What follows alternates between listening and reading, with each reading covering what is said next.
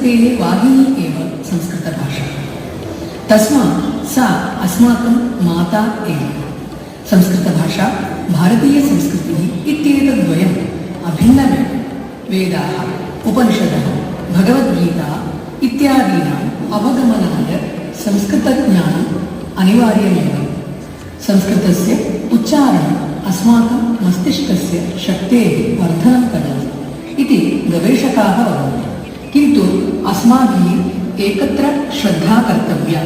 संस्कृतपठनं शास्त्राणां सम्यक् यथार्थावगमनाय भवेत्, न तु पाण्डित्यप्रकटनाय।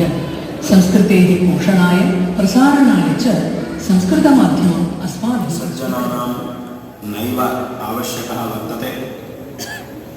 तादृश्या संस्कृतभारती संस्थया अद्य प्रभृति दिनत्रयपर्यन्तम् अस्मिन् कोयम्बत्तूर् महानगरे अखिलभारतीयम् अधिवेशनम् आयोजितम्। अत्र च प्रायः 5,000,000 येषु 3 दिनेषु भागं लभन्ते। विशेषतः बहवः विद्वांसः, गण्याः मनुष्याश्च अत्र भागं लभन्ते।